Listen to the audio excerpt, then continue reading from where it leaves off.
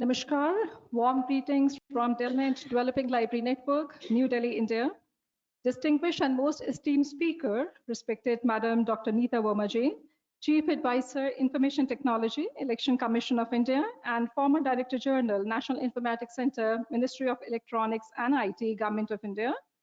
Shri K. Jayakumar ji, President DELNET, Dr. S.S. Murthy, Vice President, Dr. P.R. Goswami, Treasurer, DELNET Governing Board members, Dr. Heathel Brown from Australia, institutional heads, eminent librarians, library and information science professionals, academicians, educationalists, administrators, technologists, writers, poets, many other esteemed friends of Dr. H.K. Kaul, officials of various publishers and e-content providers, faculty, researchers and scholars, students who have joined us online today from various parts of India and also many other countries, including Australia, Bahrain, Bangladesh, Bhutan, Liberia, Nigeria, Philippines, South Africa, Sri Lanka, UAE, and USA.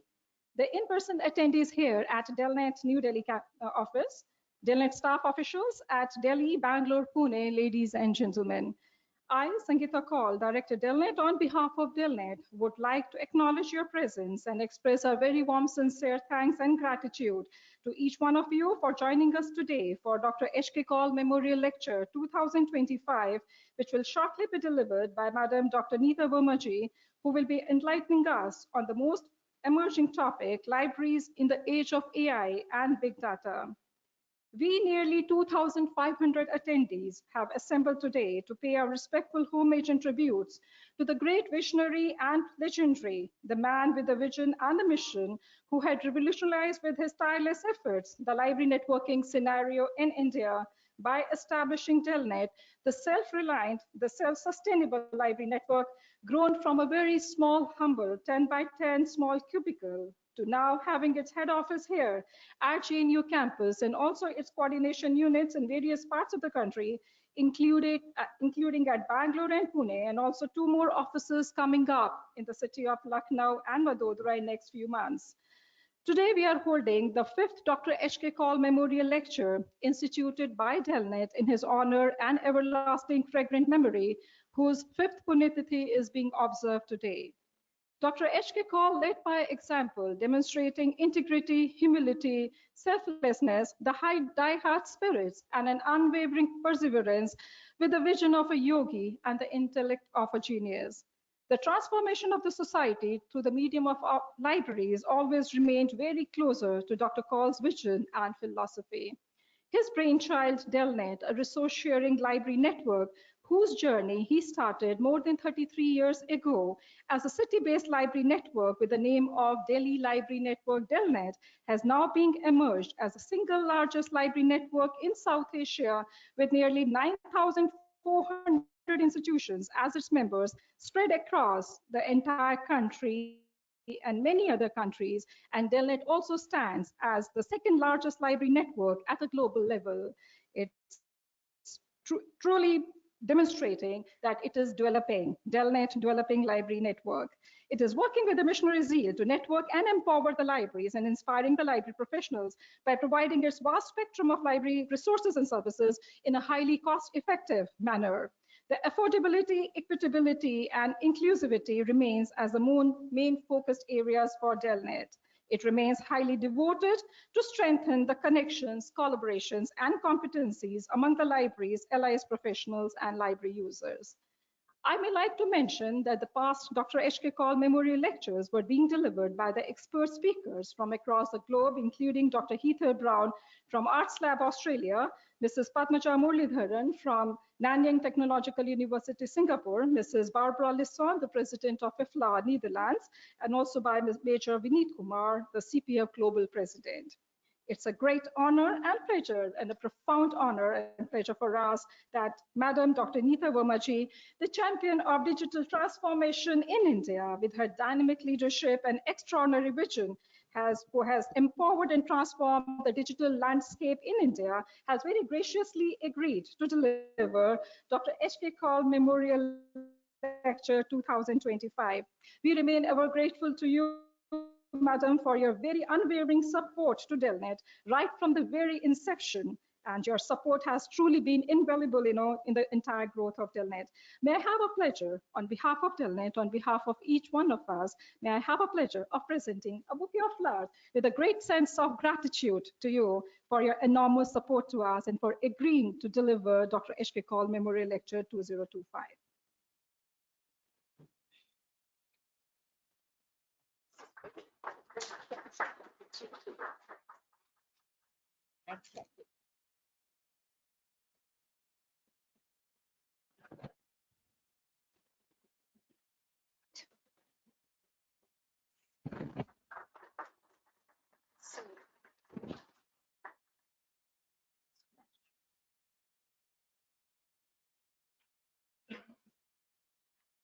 I take immense pleasure in introducing our distinguished speaker, Madam Dr. Neeta Verma ji, who is the Chief Advisor, Information Technology to Election Commission of India. At Election Commission, Madam has led the IT initiatives of ECI for management of elections and was part of the core team associated with the conduct of the Lok Sabha elections 2024, one of the largest elections in the world. Dr. Verma has also been the former Director General of National Informatics Center for the period 2016 to 2022, a premier technology organization of the Indian government. With a career spanning over 3.5 decades, Madam has been spearheading the digital transformation initiatives through the development of digital platforms for government in different sectors of government ministries and state governments during their digital transformation journey. With the mobile revolution in the country, Dr. Verma has also led the mobile first strategy by focusing on delivering government services through the mobile phones in the ICT solutions built by NIC. Under Madam's leadership, NIC established national data centers at various locations and to provide state-of-the-art on-demand ICT infrastructure for government websites, web portals, e-governance applications, and many more.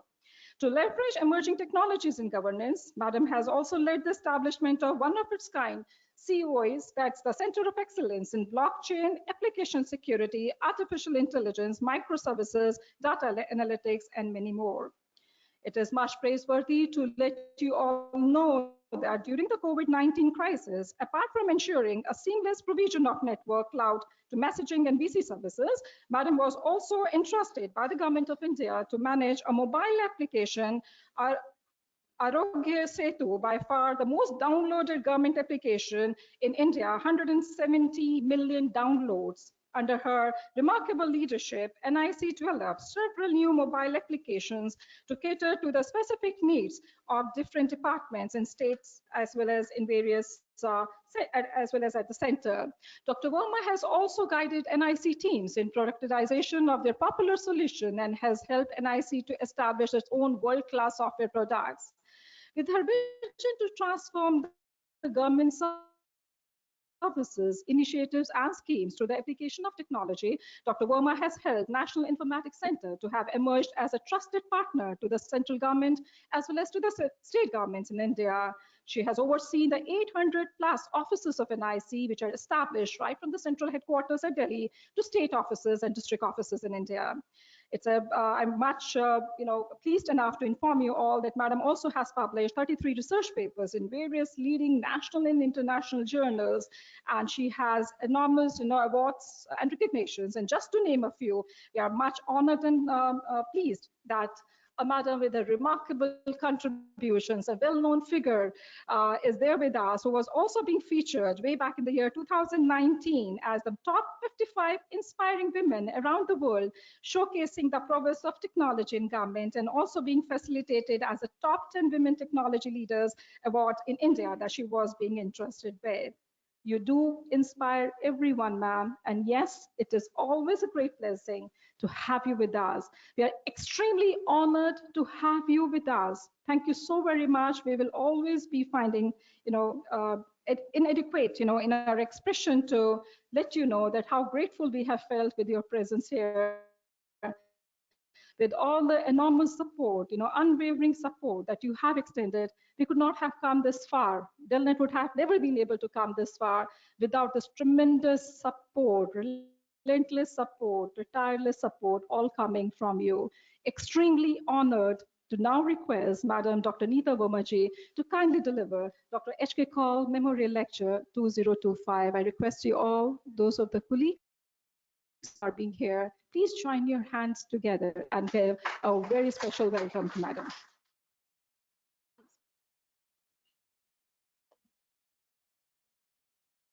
President DELNET, Vice President, Director Dr. Sangeeta Kaul, Board of Directors,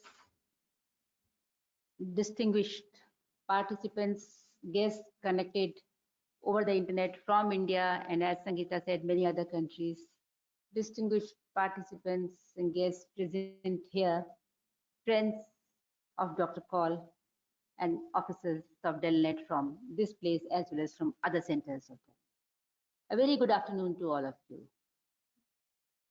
It's indeed my pleasure, and I should say an honor, to be really delivering this Dr. H.K. Kaul Memorial Lecture. As Sangeeta said, I had a very long association way back in 1995 or 6 with DELNET, and had the benefit of part of many meetings with Dr. Kaul during the formation of DELNET, and I must say that he was a true visionary, a legend, and the way he has brought this whole library network connected, which is so very much relevant, and in fact the fundamental to the topic which we are talking to, the connection, the connectivity between the libraries, knowledge sharing is at the base, and which has really helped all these libraries, all of you, to remain relevant in this digital era, post internet and things like this. I asked Sangeeta to share his profile, and I was truly impressed to see that 53 years of his life he has given to library and information science profession. I think we all really need to give a round of applause and to all his contribution, and because of this we are having this event today. He is being chairing, I think, every committee which matters in terms of modernization or networking of library, whether it is within India or or anywhere abroad. Many multinational or multi-country kind of organizations. He was always a member. I think anywhere when it is talked about, whether modernization of libraries or digitization of libraries or connection of libraries, Dr. Kaul was the kind of sort of person who has to be there by this thing. And today only I come to know from Sangeeta, he is a great poet at the same time, as a personal friend. So I mean, it really amazes me and overwhelms me and really makes me feel honored to be part of this event where you're paying tribute to such a great person. I also would like to take this effort to compliment Sangeeta, the way she has not only taken Dr. Kaul's legacy forward, rather she is really making the organization grow and expand like anything, and her dedication and commitment to this whole library network is amazing. Really impressed. Congratulations to you, Sangeeta. Thank you, ma'am.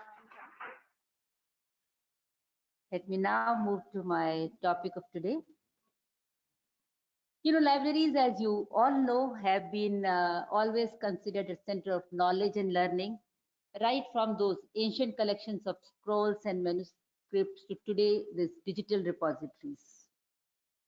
Traditional role of libraries have been to collect, organize, and preserve and provide access to books and other physical materials. Many of you may remember, I distinctly remember from during my education time, library we always used to look at as a very quiet space where you can go and read, study, research before your exams, or when you're doing your PhDs, when you staying in hostels, or at even sometimes at home, when you don't get that kind of environment where you can sit down and really think through and really work. When we used to go to library, go to libraries, and I was in IIT Roorkee, and we had the privilege of libraries open almost round the clock, and they were real saviors, you know, when you really want to go and study and kind of a focus on something. So that is how I have grown seeing libraries from that perspective. And now we have these new age technologies, which I think I really need not explain. Broadly, you know, this cloud computing, which is making this whole computing platform affordable and instant. You can just I mean, you don't have to get into those procurement cycles. You kind of get it almost just by doing two or three level of transactions, and you have an access to cloud machine. You get almost infinite access to storage. You don't have to worry, especially in your kind of a profession. Storage really makes a lot of difference. So instant storage, instant compute power, and at a fraction of a price which than what you could have got. So very affordable and instant access to all these computing resources, which is the genesis of many of the fields which are coming going forward, whether it is big data, whether it is artificial intelligence. They all are somewhere riding on that basic cloud platform being affordable and instant. Internet things, in some ways all of us are using, may not, whether your fitness watches are there, or whether you have these other devices in your home who are kind of interacting remote, these things, all these are somewhere using these concepts of internet, blockchain, and now we have these quantum computing, which is kind of a field on its anvil. So what actually has been happening, and with this big data and artificial intelligence, libraries have been always concerned with, management, organization, and dissemination of information, knowledge, and data. And these two fields of big data and artificial intelligence have brought a kind of a seismic shift in this whole information landscape. And therefore, while on one side is a challenge for the libraries, because with that limited staff and those resources, how do you really handle this tsunami of knowledge, data, and information and knowledge? But it also brings a great opportunity at the same time to really do something more innovative, something. So this is what we are actually going to discuss today. What are the possible ways you can really leverage this technology to to do, I will not say redefine your role, but how do you bring innovation and new kind of initiatives in your existing libraries? But before I go to those things, the benefit of everybody connected and present here, let me just spend some time and get you some basic tenets of these two technologies, artificial intelligence and big data. So what is big data? Big data is data which is today coming from various sources, your social media posts, your YouTube videos, information coming from sensors, all kind of online transactions, whether e-payment you are doing or e-commerce, all those transactions data which is being used to then offer more products. Nowadays, you see even your UPI transactions can define what is your credit score. So these are kind of innovative things we are seeing. Our mobile devices, again, a huge everywhere, we all the time keep storing information, keep storing photos, videos. This again, a lot of data is being generated there.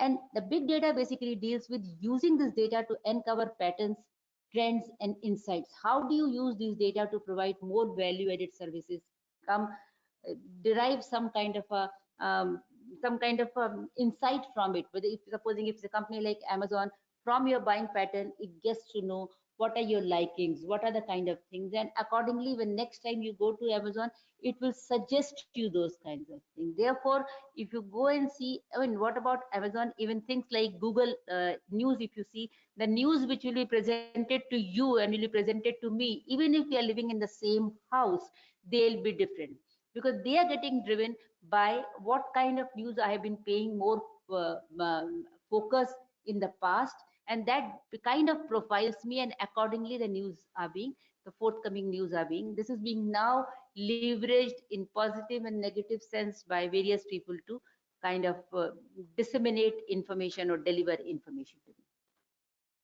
Healthcare, education, business are really generating a lot of data in terms, because now individuals health records or education, lot of digital things are coming on to this, and businesses, there again a lot of data is being generated, and this data is being then used to improve services, provide personalized services, forecast behavior. To supposing an Amazon will know during the Diwali sale what are the things Indians are buy, and accordingly they'll kind of replenish their inventories to be able to give us things when in a kind of instant mode, next day delivery, or whatever is the kind of thing. When I talk of big data, what, just to give you a sense, see, today over 328 million terabytes of data is being created every day. And it is estimated that by the end of 2025, we'll have the size of global data as 180 zettabytes. And its annual growth is at 25%. Imagine at what speed we are going. Just to make it more clear, 1 zettabyte is basically, I think simple will be 10 raised to 21 bytes. So these many euros I particularly just to give you some sense, or equal to a trillion of gigabytes. That's the amount of data which is being kind of available today. And if you see what are the sources of this data, social media posts, Instagram, WhatsApp, Facebook, all kind of messages we are interacting, videos on YouTube or all these social media things which each one of us is putting, mobile devices, photos, apps, GPS data, more than 7 billion smartphones. If each one of us, not only we are consuming data, we are generating a lot of data by putting up posts, by even our normal using Google Maps. When you're using Google Maps, you may not realize, but you are creating data points. That is how Google is able to tell you that there is an accident a kilometer from now because someone has reported, or someone has, or traffic jam has happened, or something has kind of happened. IoT devices, and many of us use these fitness rings and fitness watches, which is every second is generating data out of it. Agriculture senses, cameras, in fact, in these factories, and all kinds of other sensors on the factory floors. E-commerce, I already gave you examples, transaction behavior patterns, payments, healthcare, scientific research, education, a lot of personalized learning, especially in the COVID time. You might have seen this whole digital education has really picked up a lot of momentum because schools were closed, and that experiment really showed a lot of enthusiasm because we could see that even the primary school children in the remote villages could also really adapt to this digital or tele education, whatever you may call, and really can empower themselves. And that has really given government an initiative, and they have launched this Diksha platform, which is for digital education platform for this thing. That also gave a forum to this Karam Yogi platform, which is by Capacity Building Commission, where all this education to people in the government or in the profession, how do you really digitally empower them? Because see, once you have digital, in the same amount of time, same amount of resources, you could really equip and enable and educate a large number of people. But the more important thing is, many a times because of your busy schedule, something you may not be able to attend these courses. With this kind of a digital this thing, you can really learn, or you can enable yourself at your own pace. You don't have to really get into that time schedule. So therefore, it's really very beneficial. Especially we are now in a world where not only technology, everything is changing so fast, except maybe the literatures like poetry and all. But otherwise, you have to continuously upskill yourself. You have to continuously learn the new skills or reskill yourselves. So the learning is now no more that just pass your graduation or do your post graduation or do a PhD, that means you're done for lifetime. Some very senior person at once said that you have to actually go to your college 3 times in your career. Every 15 to 20 years, you have to re-update or reskill yourself to the new environment of being relevant and competitive in that world. So that is how this is there. Government, census, biometric, lot of data, finance, media streaming, all of you consuming this Netflix, YouTube, and Spotify kind of. Let's focus on the research data.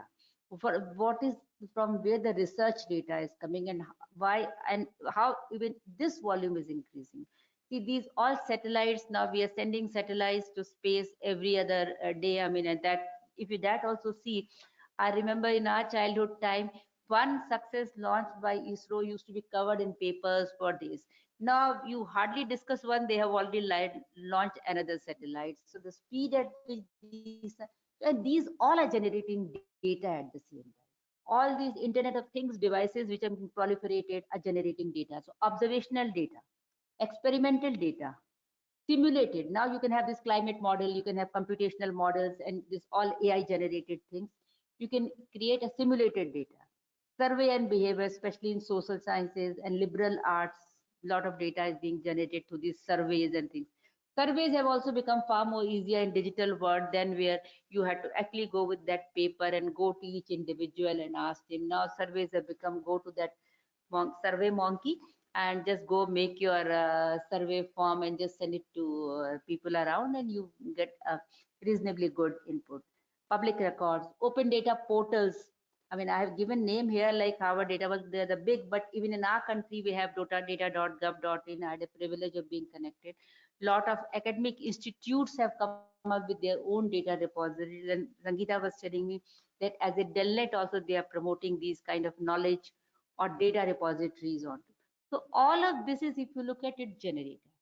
Now, the only thing I wanted to make you clear is that just the large amount of data does not mean is big data. When we're talking of big data, it is far more. It is volume, which is, thank you, is one thing, but it is velocity. Data is now getting generated almost in real time. That's how it is happening. Variety. It is no more that structured database kind of a data. It is unstructured data. It is data which is in various forms, audio forms, so even videos, audios, or even these messages, everything becomes a part of the data. Because today, with this the kind of technology we have, this artificial intelligence or big data models, we are able to derive insights even from this unstructured data also. It's much different than earlier when it was only in database in numbers and all. Veracity is something which establishes the credibility or authenticity, because when you collect data from these many different sources and being generated by almost it has become a kind of a democratization of data. I mean, I can generate data, you can generate data. I mean, anybody can go and put post on the Instagram or on WhatsApp, or you can write your own blog, you can do your own vlog. So some kind of a what should I say, some kind of a value has to be attached in terms of veracity. That means how credible, how authentic this data is. That is one part. And lastly, value. You have, some data which is of high value data sets or low value data sets, medium value data. So data with these kind of characteristics, and when you put into system where all these information attributes are available, it really becomes a big data. So how it has changed now? See, traditionally as libraries, we used to curate a finite static collections. Every publication, there is either a monthly public issue coming, or let's say every quarterly issue is coming, or sometimes every week issue is coming, and used to basically curate that information, sometimes do digital index out of it and inform your subscribers that this particular issue, these are the important papers, or whichever way you will tell. Now, what is happening? Data is getting produced on a continuous basis and in a decentralized mode. It is not only those 10 public publishing houses, let's say elsewhere, Springs and all those, they are doing it, or IEEE. It is now being generated from anywhere, everywhere and anywhere kind of thing. And most of this data is now in digital form. So it is now actually changing the whole paradigm, the way it used to be in the past and way it is today. So the whole system has become much more complex. You don't only have to do the curation of it, you also have to establish the veracity of it, you have to establish the value of this. So much more has to be done than what was there. And if supposing if you continue with only those print publications, then the over then the amount of information you're covering, you're not doing it justice, because of this open access, open science, so much of good information is being published into all these sources. And if you miss out that, we also know a lot of, I mean, lot of very established journals and all, we have a long queue. And if you submit a paper today, it may take a year, sometimes 2 years to really come, because there is a limitation how many issues they can bring and how many papers, how many pages they can print. But since information is being generated or the content is being generated at such a fast pace, therefore a lot of this is getting into open science and open journals and things like that. And you have to take into account that whenever you're trying to curate or collate information on a particular subject. So that make roles, I mean, that really brings new kind of challenge, I should say. Data itself is becoming a very important part of this information. In fact, there are many journals who are kind of encouraging or sometimes making it mandatory that if you are publishing a research paper, you should also attach that where is the data repository. Your data which is used to publish this research should also be accessible in open format, or on request you should be able to share that particular data. So the whole dynamics around this is really changing, structured and unstructured data. So that was the big data challenge which is coming. Second part is artificial intelligence. Now, what is artificial? In a very, very simple thing, artificial intelligence means where machines are able to simulate human intelligence. They are machines have been programmed, machines can think, machines can learn, and they can make decisions. And what is AI? How do you really make machines think? You basically use data. Again, big data comes at the bottom. Using these data, you apply algorithms onto this, and over the time you create models out of it. And to do these kinds of things, and now things, new ways of AI has come. But in the earlier part, it used to be the larger the data you have, the more broad spectrum data you have, the better your model will be. So you always needed a lot of data and a lot of compute power to make any AI project or any AI model to succeed. Okay. And what now we are able to do, I mean, you've seen it can recognize your speech, it can talk to you in speech. Image analysis, it's making a lot of good impact as far as medical sciences come, particularly. Language translation has happened never before. Problem solving.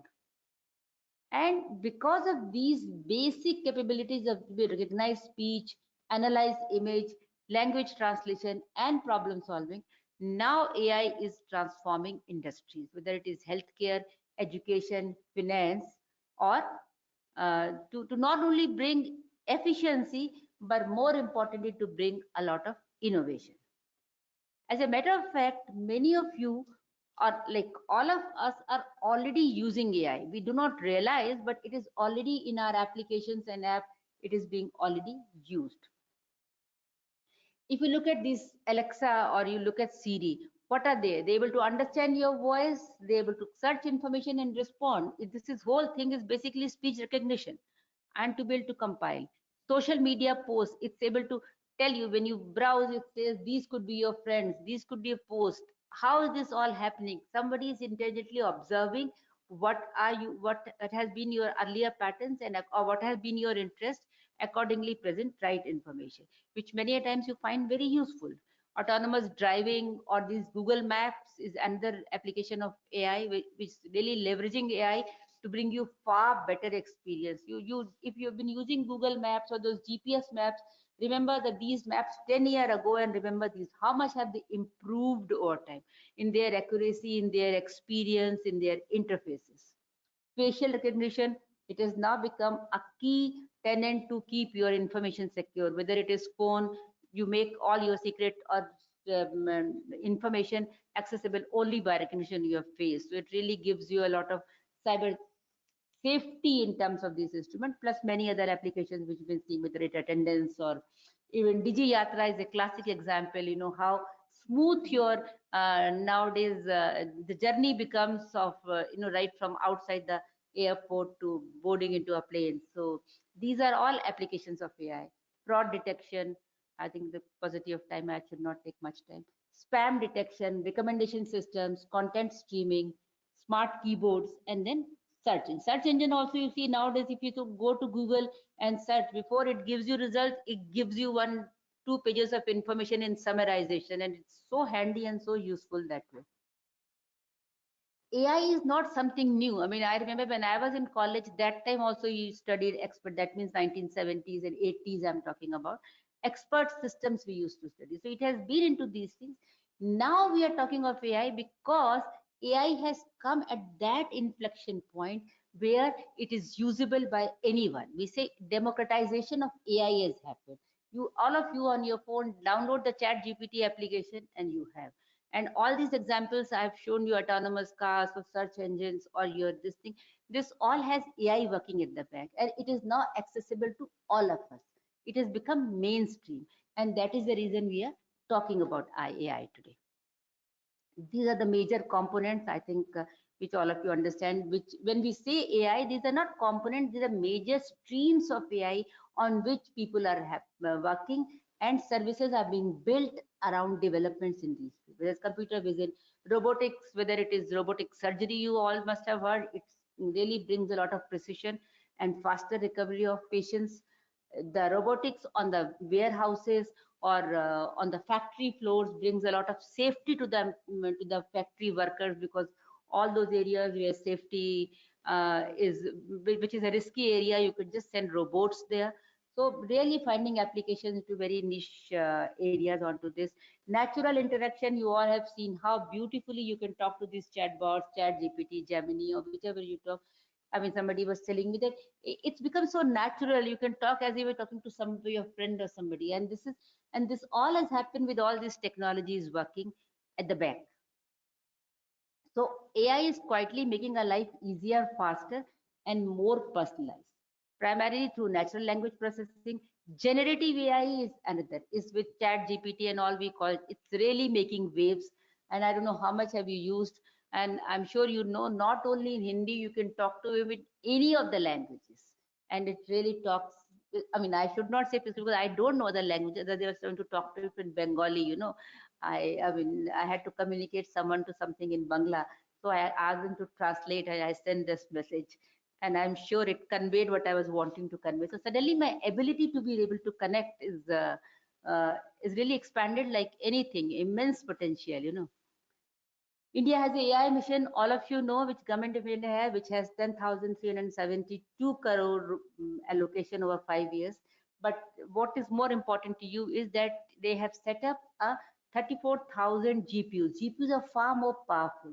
This is a capacity which is available, even if I think it's being said startups, research and public use. In your institute also you can access this power. This is fundamental to doing any research or building any model in AI. And this is accessible to anyone and everyone. You can really make use of this.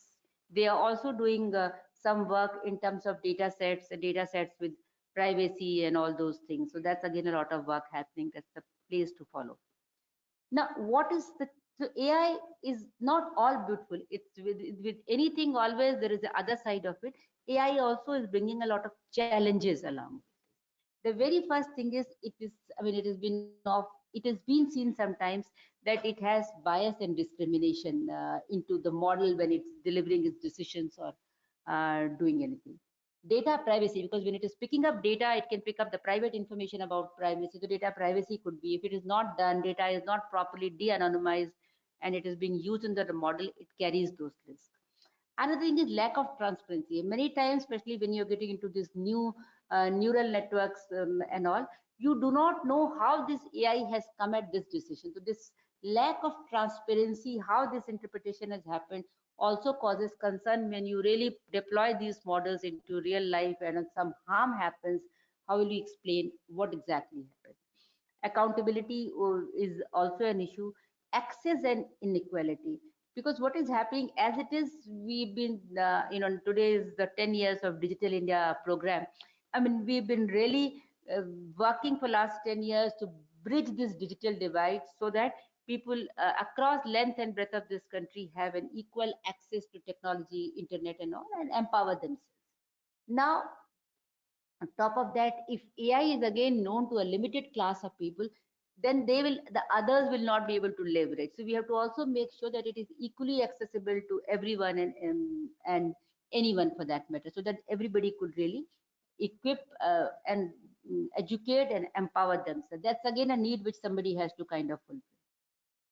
And another big thing which is happening is misinformation and deep fakes.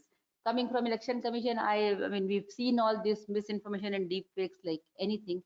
Basically, where generative AI, I mean, where there's a lot of, I'll just explain on misinformation. So therefore, a new field of AI is emerging, which is called responsible AI. Responsible AI means ethical and accountable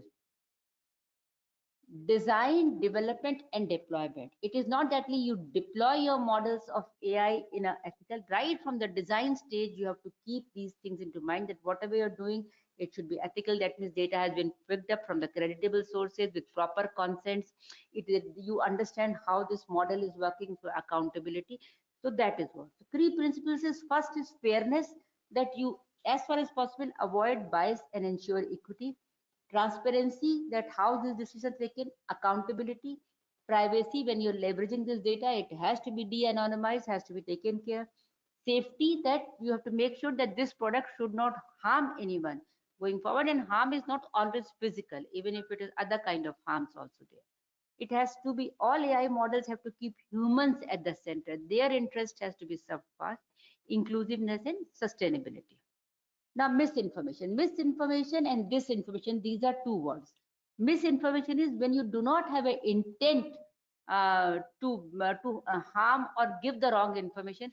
You inadvertently transmit inaccurate information or spread this information, and it kind of becomes viral after that. Whereas you yourself, supposing you get a WhatsApp message and you find it so interesting, you forward to hundreds of your friends, but that information itself may not, but you are not knowing it is not a correct information, but you have, out of your enthusiasm, maybe helping people, you have forwarded this information.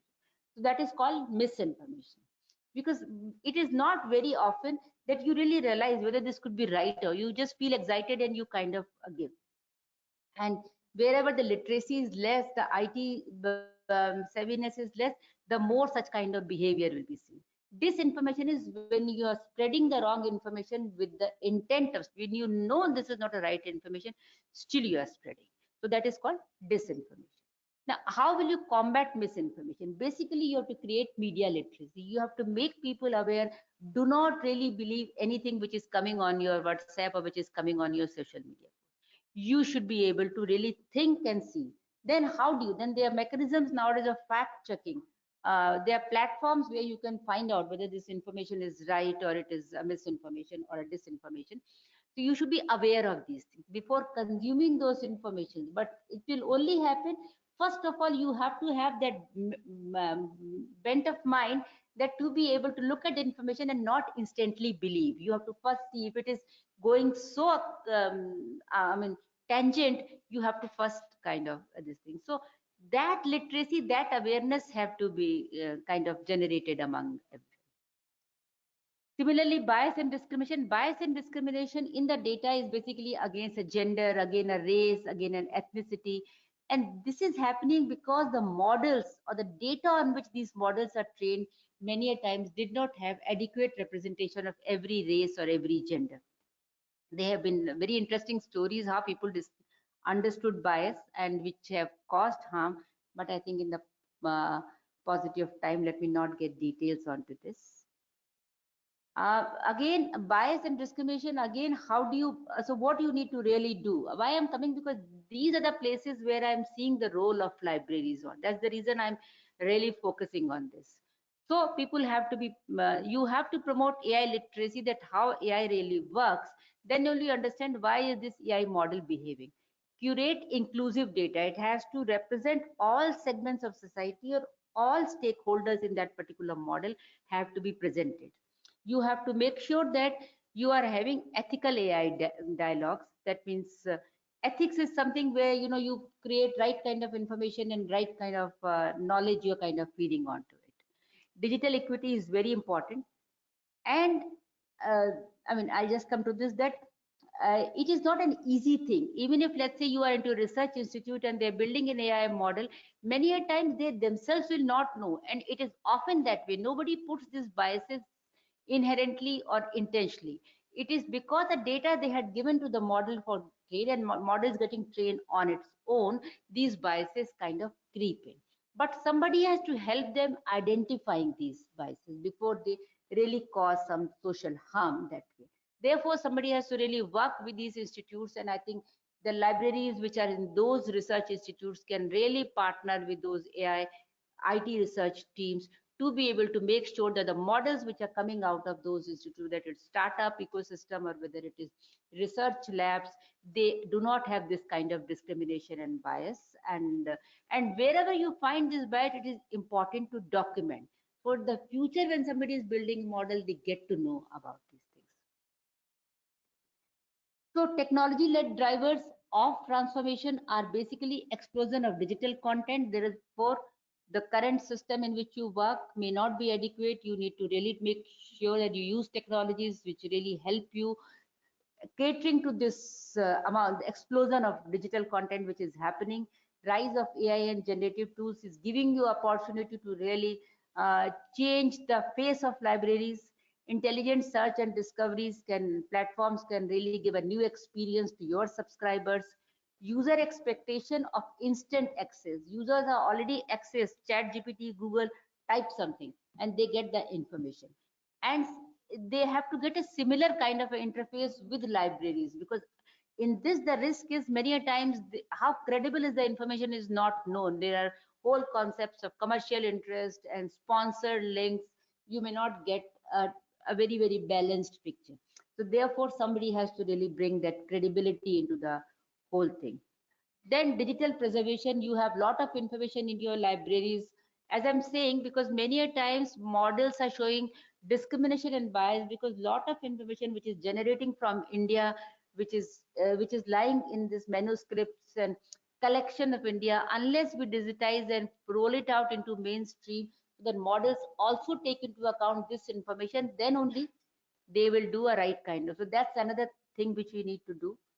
And nowadays, as I said, many of the journals have started saying that you need to publish your data along with your research. So how do institutes manage this research data and make their own knowledge repositories? Sagita was telling me that they are doing some work in this direction, which is very good and I think very timely that way. That all, where institutions can build their own knowledge repositories, they can have closed repositories, and they can always have open repositories to be able to share data with others, because a lot of data is being generated into these researches. Another advantage is if one person has done a research, second person who's taking forward, because it there can really leverage this data with you. He doesn't have to start those survey forms already. We can accelerate research into the country on certain subjects by at a much faster pace than what is as of today. So in terms of opportunity for libraries, you can provide an intelligent discovery and access to this information to your subscribers. You, as I said, with this information, when you're taking care of information from all these sources, there is always a question of trust. There's a question of misinformation. So how do libraries become as a trusted navigators? How do you really help your subscriber to navigate through the right and the trusted information? Personalized learning and inclusive services can be given. As I said, if you go to Amazon, they know your behavior and give you personalized recommendation. If you go to Instagram, they also do. So since your subscribers also, you know what is their profile, what is the kind of information they are interested in, whether it is history, whether it is research, which part of the history. So once you have, accordingly you can give them, instead of sending everyone these 10 books have, or this 100 books have come in the library, you can send them that you have these two books which is of your interest. See, suddenly you build a different kind of a relationship, and this is very much possible with the readily available tools to be able to do this. Lot of library routine operations can be easily automated by this thing. You could be a champions of equity and ethics, and AI can become a big learning hubs as well as hubs for innovation. Now, how do you really do this intelligent discovery system? Basically, moving from keyword based on your portals from keyword based search to context rich and exploration knowledge journey. So you can have these conversational interfaces built into library. So the way you talk to chat GPT for your things, you can always say, oh, I'm kind of, you can talk to this bot and say, I'm looking for information of this kind. No, I really want focusing on this thing, and that way you'll be able to access. You don't have to learn how this portal works and what keyword to be given. Earlier, you know, this meta tag and all, we always, you have to type those keywords and those particular things. Now with conversation interface, and the more important thing is you don't have to always type in English. Even if that data was meta tagged in English and all, you can always ask in Bangla or Hindi still. Vice versa, if you've asked in English and there is a literature lying in Bengali, even that will be accessible. So suddenly the whole access becomes such large than what it is today. You can be like if you see in chat GPT or anywhere, if you ask some question, then you ask 5 questions. After that also, if you have asked a question, it keeps in which context. Am I talking of IT applications for library, or I was talking for elections?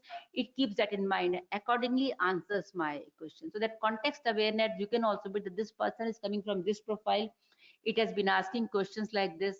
So the information, see, today point is information is in abundance, and to be able to get right information, credible information in 2 clicks, 3 clicks is the key. Otherwise people will go to some other source. So that is where our library search interfaces have to, whatever you have as of today, whether you are subscribing digital or you have internal collections, you have to build this, and it's not very difficult. You can use public available LLM models, Chat GPT or any other model, and interface with your knowledge base. With a bit of a training, bit of a programming, not very difficult, and I'm sure with the kind of skills Sangeeta has, they can always, work out a course around this to, or a program around this to do. Dynamic. See, earlier we used to have these, click the microphone to, right? Okay.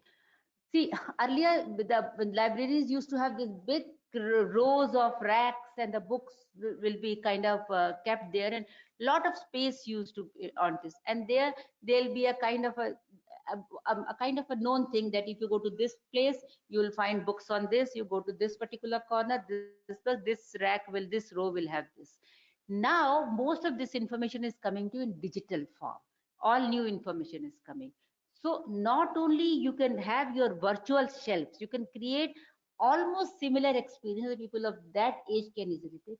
More importantly, you can dynamically reorganize those maps depending on what is your user base and what is the current. Today, people are more interested in geopolitical, or people are more interested into war kind of a situation. So whatever they are looking for, you can dynamically reorganize. Otherwise, in a library, I mean, how many times in your, I mean, if you've been 30 years, how many times you have really reorganized your library? I mean, it's a mammoth task. But in this, it is just a few hours task to organize. It gives, make, always giving a fresh look to the library and being very contemporary. That is all can be easily done. Again, I said AI curated reading lists of courses, disciplines. Once I have, you have a bit of my profile, you have my usage patterns in the past, you can really give me very personalized lists of readings or research or whatever that way. Trusted navigation. As I said, in this world of misinformation and where credibility is an issue, libraries can really help, can help researchers and these things to basically guide them how to critically evaluate a source. Like spam mail, you have a phishing mail coming to you, and often you kind of click on this. What you need to really see in a, whether this mail, if a mail has come, somebody is asking for an amount of a money, or somebody is saying, your account is hacked, or your whatever is happening. Instead of clicking, you need to first look at it. What is the source of this mail? What is the sender of this mail? From there, a credibility kind. If it's coming from the bank, it has to come from, if it's SBI, it has to come sbi.co.in. That is the reason recently you see the banks have come up with this thing that there'll be a separate domain for banks. So all banks will have bank name dot something at the end, so that this is an authorized account which will not be given to anybody else kind of a thing. So how do you critically evaluate source? Similarly, their mechanism of seeing their tools available to recognize this, so that you understand it's a misinformation, it is a right information. What I am talking generally is from news point of view, but even in the literature which you're coming, because it is not only published journal literature, this is open literature. People are publishing blogs, vlogs.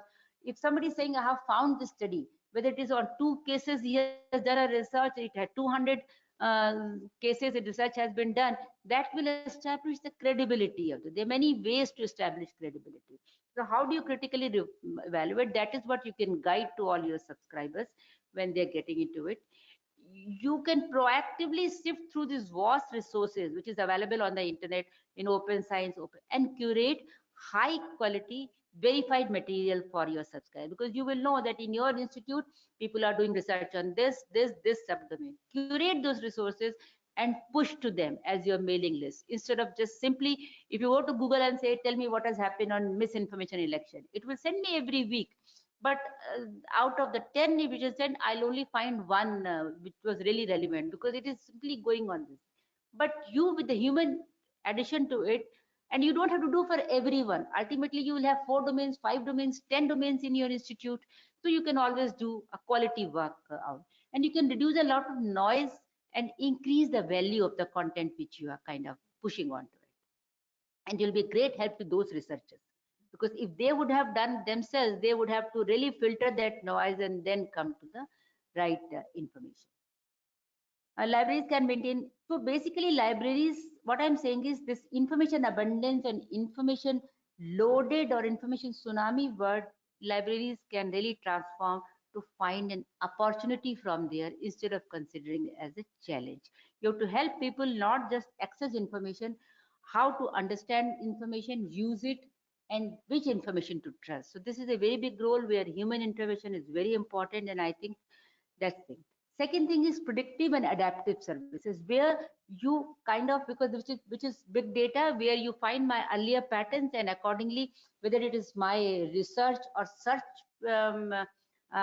behavior, what I'm information searching, I can not only give you, the libraries can also forecast their demand, optimize acquisitions. There are journals which nobody is using. You can very easily get to know through digital. So you know what to subscribe. Everybody will have limited resources to subscribe to these things. So which journals to subscribe? When I was DGNIC, I remember my librarian, because they were technology enabled, so they used to come and say, these are the 5 journals, which nobody is using it. But that doesn't mean I just say that drop all 5. There were some which are fundamental to computer science. I said, keep it. There were human interventionists. There are some which I said, okay, we do not are finding anybody working in this. Instead of this, let us buy other tools. These things. So that kind of a once you have this data, you can really do a much powerful, much more impactful planning and stocking of your library that way. I mean, that's another thing, underused, outdated. So a lot of these things can be done once you have this. Library function, in which is already I am seeing many libraries are already doing with these chatbots and all. You can do your metadata generation out, because your content is already in digital form. So generating the metadata from text or images or multi. In fact, Stanford University or somebody has done a research where from the audio cassettes or audio collection, they're able to generate metadata out of it and then put it into a searchable form. So metadata generation could be automated. You can final say can be human being, but the initial work can be done. Smart cataloging and classification of information can be done using natural language processing. Easily you can do. A lot of manual work can be reduced, and believe me, accuracy can also be improved in many instances. Virtual assistants and chatbots, I think every library should try and put this virtual assistant, so that your front desk where you make you sit 1 person or 2 person, that person can be made to do much more meaningful tasks than this. All library can, issuing of books, asking questions, where is what material, how to search this information, or how do I get this book, renewal of my memberships, all those basic classification on which do lot of automation. I think they can all be fully automated, and with the conversational AI, where they can not only conversate in English, they can conversate other languages, easily can be done, and that is really going to give another new. And then they do not actually have to come to the library to find out these things. They can easily conversate with the chatbot on your app. This will not be a general chat GPT kind of a thing. There'll be specific chatbots. On the back of it, you will be basically integrating.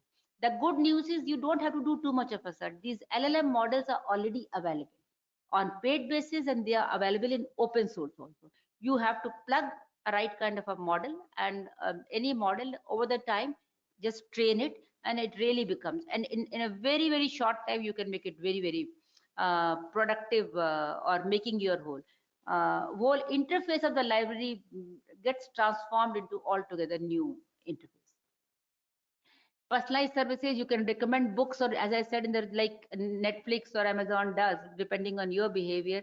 All those services give a new kind of an experience to your, I mean, these young generation who are so used to those things, that is the least they're expecting from libraries. So they the whole perception about libraries and their services also gets enhanced by having simple interfaces.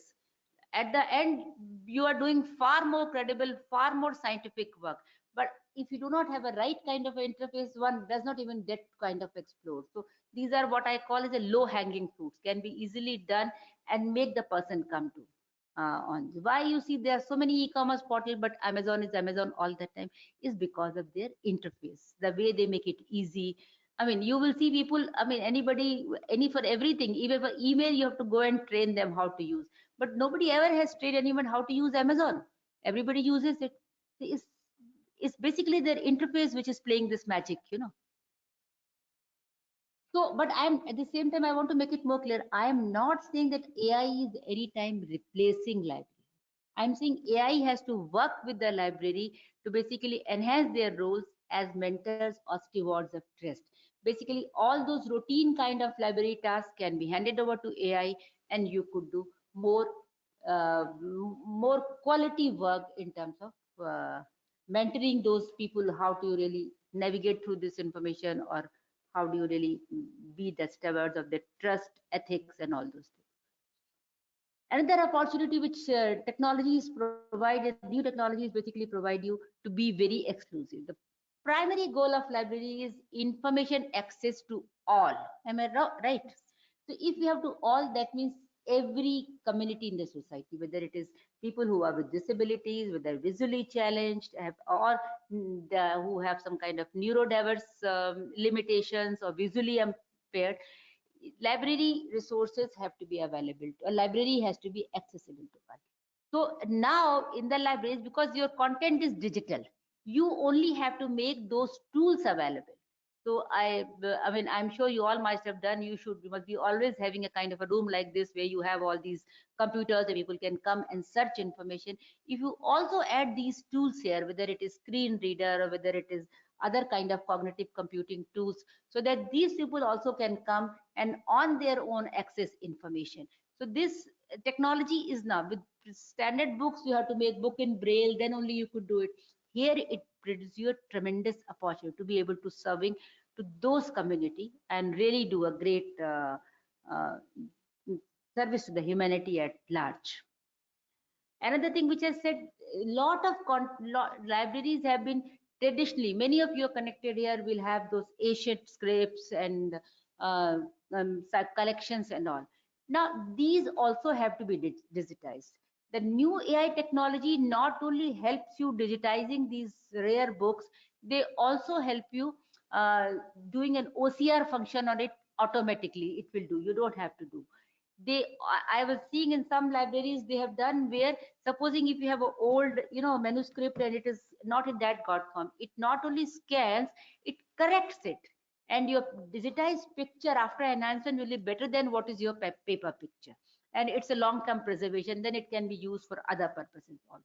Image enhancement algorithms, natural language processing, again you can do automated tagging, you can do summarization of this info. Once you have done OCR, it is again in text form, so summarization can happen, tagging can happen, and this information is now available, which was earlier someone has to come to your library, now is accessible to anyone and everyone.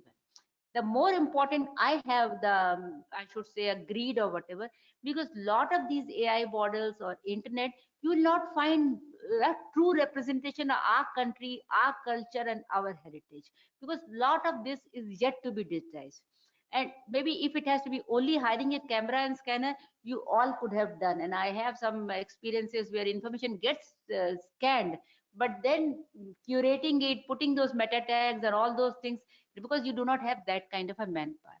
Today AI gives you where it can do first round of this thing, you only have to verify and approve.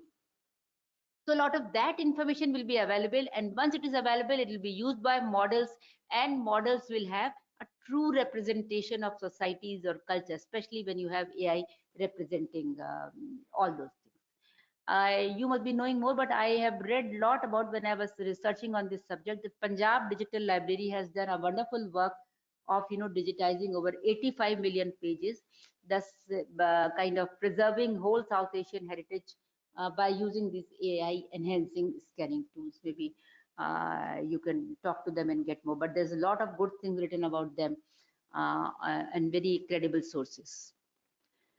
Research and academic support, all these, because many of you have libraries in the research institutes and all, so you can really use tools like chat gpt or semantic scholar, who can help these students summarize a research paper. Normally research paper I have seen times and go 20-30 pages. Reading one research paper itself is a day's task, and after that you may not find it really relevant to the subject you are working. If you can get summary of this, a nice summary done of this, which is much more than the abstract which is there, summary of this if you get, you will be able to really write maybe 20 papers in a day, and really, which is basically accelerating your research or your work in that speed. So that is where libraries can help. You can assist these researchers to accelerate their research. Data repositories, you can build whatever research, because these researchers now have to put their data report. Many of them may not have any idea how to make these data repositories, and may sometimes their publication may suffer because of these things, get delayed. So you can help them that how do they make. Then there is also a whole thing called DMP, research data, RDM, research data management plans, and there are many established journals who give. That means you should not have how have you collected the information. It does not have any privacy information. It does not have other kinds of ethical issues onto it. So how do you really kind of collect this information? How do you store this information? How do you archive this information? How do you refer? So platforms available, if you could set up that platform for your institute and make it available to your researchers, they'll be extremely grateful to you. Will have again people always wandering around libraries instead of you feeling that they're searching on Google, because this is where they're getting service which it will be very difficult for each one to do, and it saves a lot of time at the same time if everybody has access to this. Similarly, machine readable, provide access. And once the advantage is, supposing there are 100 students, and if they have put in a data repository and they've already made it, the next 100 students can make use of it. So you also become that source of repository, not only helping them organize their data, but disseminate it and used by large. And with data, we always say the data, unlike oil, people say data is in oil, but data is far more than oil. Data gets more value more you use it, unlike oil which gets diminished once you use it. So therefore, if you enhance this value, the usage of this data can be very well done by putting these. So what I'm saying, and especially this another thing which happened nowadays, you must have seen. When I was talking to Sangeeta that what is there next door, she said JNU has opened up a medical college and a management school, and this is becoming a trend in India. Why is it happening? Because today there's a need for interdisciplinary research. This research across engineering, across sciences, medical sciences, and all. The research has to happen. The libraries are best positioned to facilitate, because you will have access to all the data, all the research which is coming from different streams, and you can really equip these researchers with this kind of, and facilitate by providing them data sets and all other information from this thing. So therefore libraries can not only be passive partners, they are only given इसमें ये 4 article आ गया, उसमें वो 5 article है. You can be active partners in digital scholarship and knowledge creation going forward. Trust ethics, I have already spoken. You have to basically detect bias in collections and promote diversity in acquisition. When these students are doing, or anybody, you have to continuously keep educating on this part, that data when you collect, make sure it's equally representative of every gender or every race, whatever is their domain onto it. So libraries can really become into learning hubs. Libraries not so. Why learning hub? Because I said we have to be really afraid that we should not have this inequity of access, inequity of knowing, because the people who do not know AI, they are not able to get, they're becoming far more less. So how do you educate?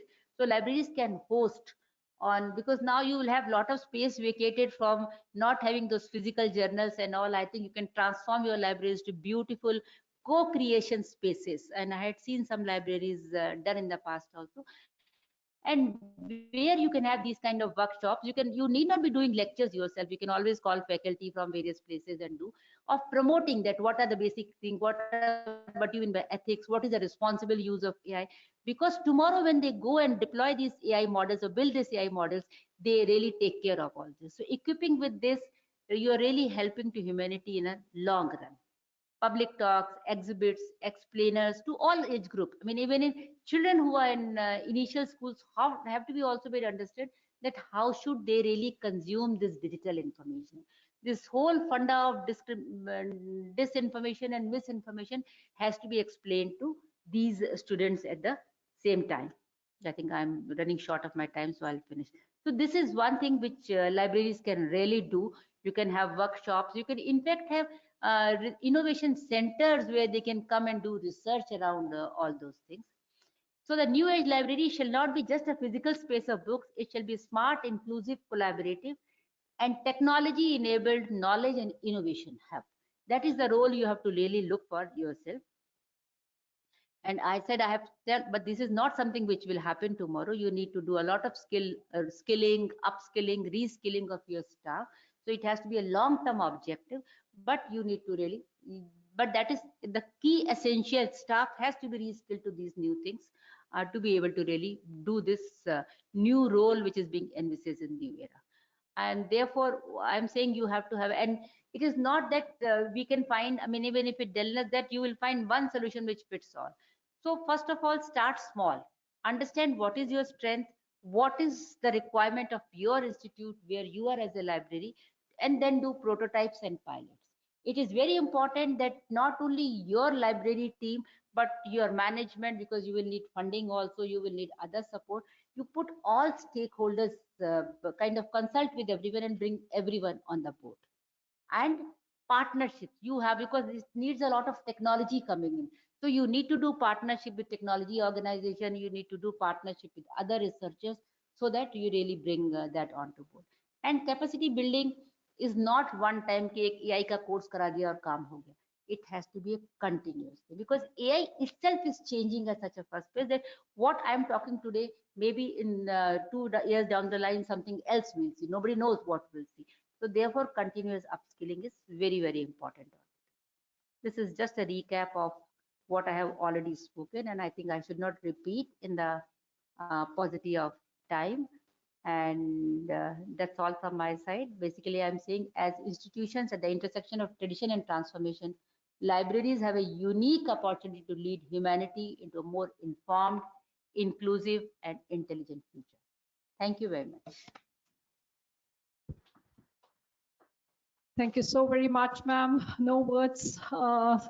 We are spellbound with this presentation of yours. Such a visionary talk. Extremely, exceptionally brilliant. We don't think that ever anyone can bring together so many of the visionary thoughts, practical thoughts. On one side, the reality, and on the other side, the current and the future. And you have really acted as a bridge to make each one of us to envision how we have to move ahead. Extremely honored, ma'am. It was truly an empowering and a transforming, and also very highly inspiring.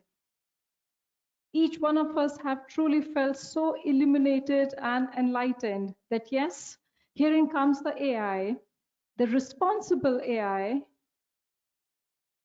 How many of us have really felt to the core that yes, we, the professionals in any sphere of field we may be, because today also in this gathering of more than 1,200 or so who are being there and who have really listened to an exceptionally brilliant thoughts of Madam, that how this AI has to, it is coming to us not as a challenge as being highlighted by Madam, it is, we have to see the other side of the coin, and that is how we can utilize it more to harness the potential of the technology.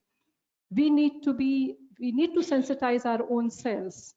And I think there are greater and greater possibilities. It's more an opportunity. We should grab the opportunity and should try to see to it that we bring in these transformative changes, as the concluding slide from Madam said, to lead humanity. This is a unique opportunity to lead humanity into a more informed, inclusive, and intelligent future.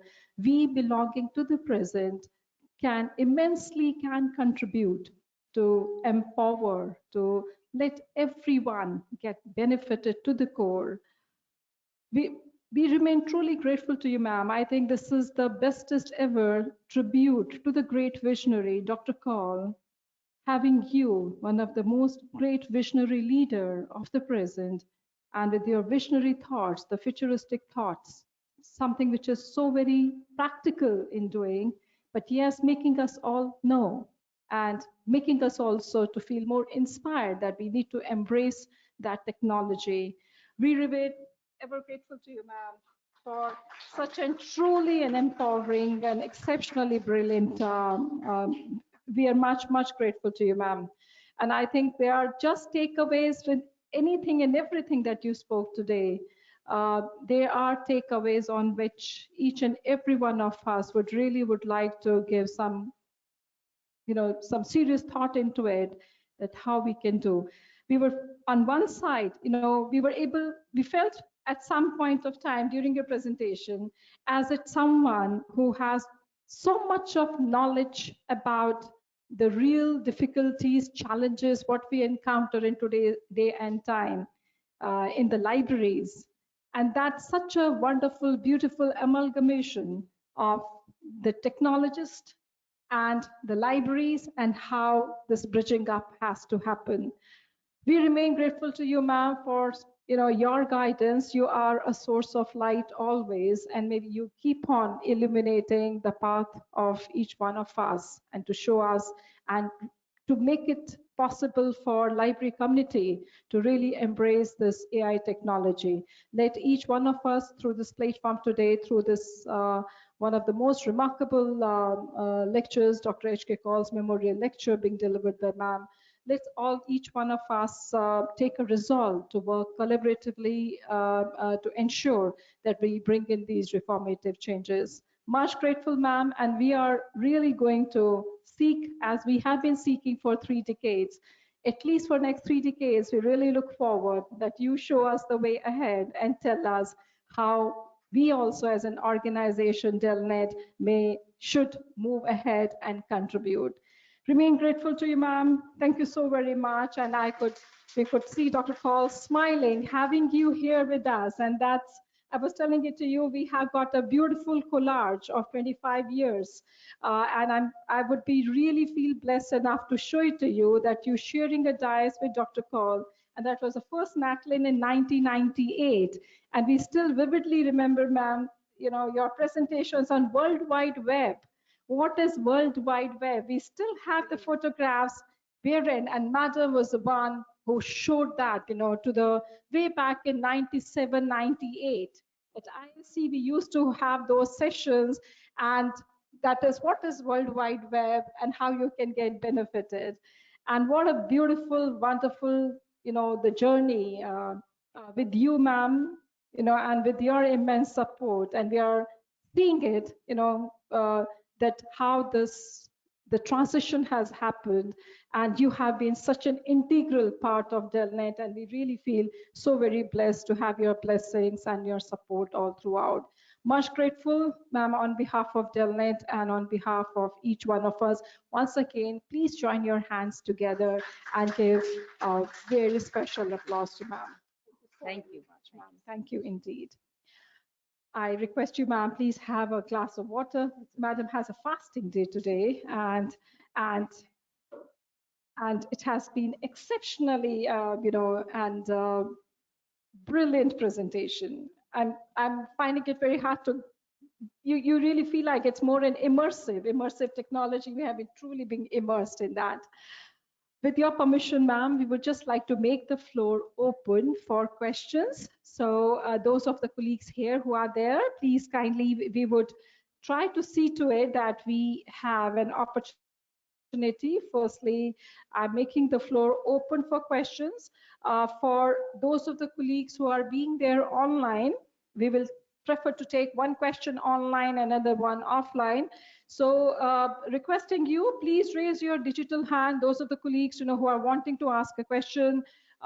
I'm just lowering all the hands and would request you now, because by any chance, do allow me a time, because we would just like to lower the hands and requesting you kindly raise your hand if you're wanting to ask a question.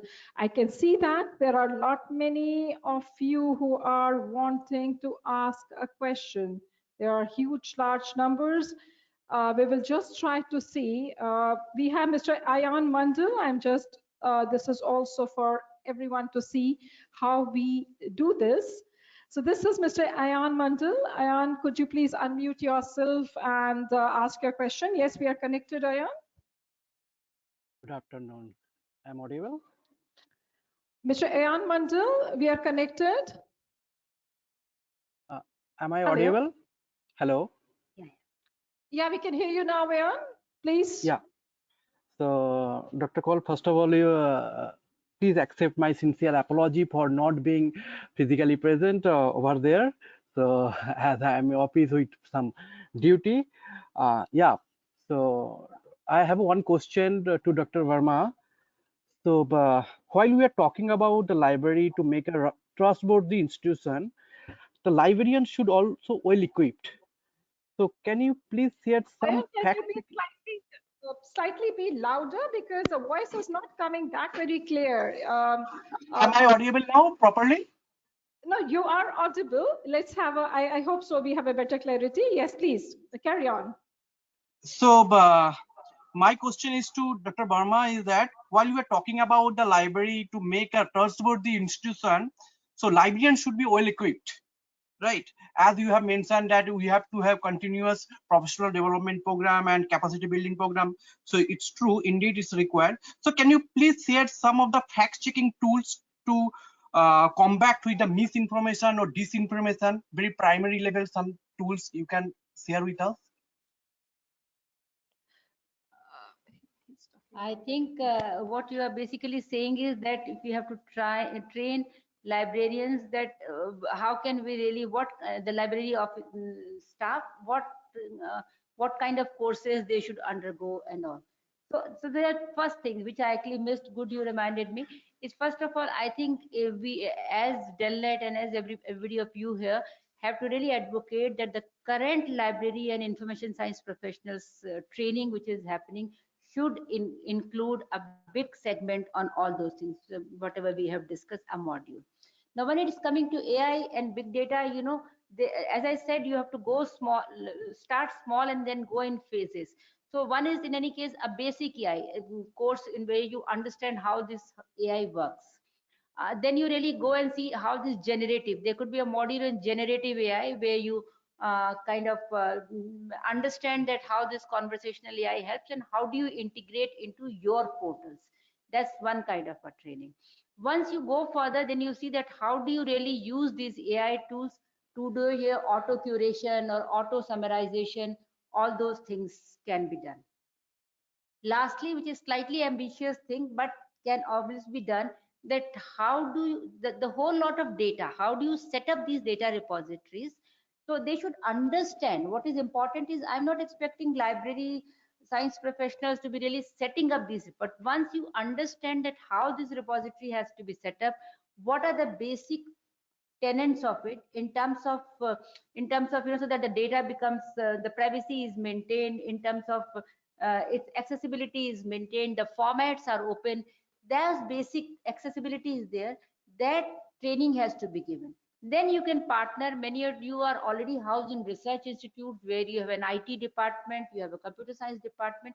You can always partner with them to set up these kinds of these things, or you can even have collaboration among your various libraries also, or with DELNET. I mean, that can be worked out, wherein these kind of knowledge repositories could be set up, and then there they could be. Now, once you have a data, then the last thing which perhaps can be done is applying a data visualization layer onto it. Lot of commercial solution is there, so you need to, a lot of open source solutions also there. So because if data is in numbers and all those unstructured information, if somebody has to understand this thing, you need to have some kind of a visualization tool to understand this data. So these visualization tools can be applied. They are available as a cloud service, they are available in open source. So that again, you need to understand what are the things, and then maybe with partnerships you can take one of those tools and apply. But having applied, my expectation is then library professionals should be able to facilitate its access to its subscribers. For that, you do not need another IT person to be sitting. So that is a kind of training, that you should know what I have to get it done and how should I use it. How will that be done can always be handled through a partnership. So it has to be graded training. over the phases. Thank you, ma'am. Thank you very much. And this is also to make you know, Ayan, that we have our 29th, our national convention. We are holding it at Pune later this year. And our entire one-day workshop, the first day, the workshop is entirely on AI tools and technologies. And we also at DELNET are now starting off a series, the AI series, wherein practically we are going to talk on the tools. If you even see, because you are not being a member, so those of our colleagues who are from the member institutions, you know, we have a special module that we have created on our portal for AI tools and technologies. And we have divided that, you know, that what are the tools which are there for librarians, for researchers, scholars, and that's being utilized very greatly. But practically, we want to create also a kind of a good know-how, you know, especially for the AI tools and technologies, creating and, you know, training the trainer. You know, it's that kind of a program wherein we train our librarians, or let's say, you know, some of the IQAC heads and others, and they in turn, you know, also let their, so each one of us have to work more collaboratively. But yes, organizations like DELNET, we are being very much serious about, you know, taking it to the next level. And but yes, each one of us have to play an important role in that. So thank you very much for this. Now I'm requesting Dr. Shama Prakash, librarian at IIT Jodhpur, who is wanting to ask. Dr. Shama, may I request you, please unmute yourself. Dr. Shama, yes, we are connected, Shama. Yes. Hi, Dr. Sangeeta. Am I audible? Yes, you are audible, Dr. Shama, very much. Very good afternoon, and so nice to see you once again. And Dr. Neeta Verma, I'm so glad I could attend your talk today, and it's really very interesting. In this series, probably Sangeeta ji opened this talk with the second talk from IIT Jodhpur. To let you know quickly, ma'am, we have created a tool which is based on AI and machine language, which helps the faculty members in selection of ebooks. It's a tool that we have internally distributed to our faculty members, and Dr. Sangeeta graciously arranged a talk on this development of this tool. This was done in collaboration with our executive MTech AI students, and which is actually catching up very well. So having said this, and I would also like to place my gratitude to you for sharing so many ideas. It was really very interesting. One particular thing readily that caught my attention is the catalog that you were talking about, integrating the context-based searching. I mean, moving on from the keyword-based searching or meta-based searching to context-based searching. That is something really that caught my attention. Neil, saying that people have already started working on that, because most of us are using Koha and it's a community-based software. Probably this is the future of library public access catalog, and what as librarians should we be aware about, and what are the areas, the immediate areas for our attention that you think we should concentrate on. Your ideas would really help me build on this momentum. Thank you, Shama, and compliments you for initiating your work in this AI domain. This is really encouraging to hear. See, the area which I see which can be instantly leveraged is this conversational AI, which is LLM models, and understand there is a lot of implementations of these LLM models around this literature search and research material and all. So applying these models to your existing library portals, or educating your researchers, you know, because this, how do you efficiently search through this conversational interface has a whole domain coming up as prompt engineering. How do you really prompt in the right way so that you can get the kind of information you're looking for? So this is generative AI is handy, it is ready to use, you do not need much investment into it, not too much of a programming has to be done, and perhaps I think that is one we all should really leverage on immediately. Second thing is, I will not be able to say, but I understand there are lot of what should I say, there are a lot of custom tools around AI, machine learning or deep learning models are coming around, which are sometimes even better than the normal LLM models in summarization. Because to my understand, summarization of the research being published worldwide is again very critical thing to the efficiency and productivity of a researcher or any academician for that matter. So that is again ready to use kind of a thing. And third, as Sangeeta was saying, that building these repositories, we have to bring and establish lots and lots of knowledge and data repositories, so that whenever tomorrow any AI model, if our people in our country are trying to build models, they need to really be educating on the data, and that has to be our data. If they go and train their models onto Western countries data will naturally will have bias onto the system, and therefore I think it is our job to provide all this information. And today, as I said, it is scanning has always been a very mechanical activity and can be easily done with a bit of a funds. But classification, cataloging, or meta tagging this information has always been a challenge, because we always have dearth of professionals in these setups. And that is where AI again can be brought very handy. Thank you. Thank you, ma'am. Thank you very much. This is from Mr. Ajay Kumar Avasti. I will be very quick now. So only once, it's like a roll call. And if you don't respond, then we are going to go to the next. Mr. Ajay Kumar Avasti, if you're there. If not, let me just move to Anupama. Anupa Singade. Anupama, we are already connected. Anupama Singade. Anupama, it seems that, mistakenly you have done. Mr. Ajay Kumar Avasti. This is for Mr. Arivasagan K. Mr. Arivasagan K. I'm sorry, ma'am, we are intruding into taking a little time here. Mr. Arivasagan K. If not, I just request you, please raise your digital hand.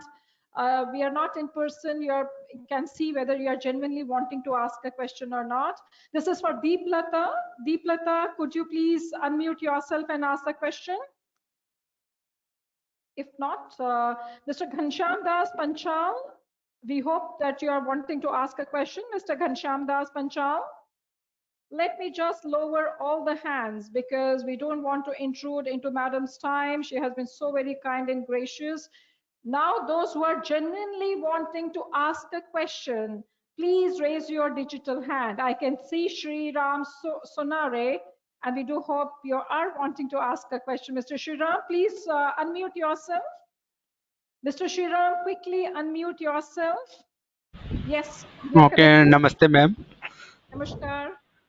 Okay, ma'am, I have some question like just AI help in library, how to automate cataloging system.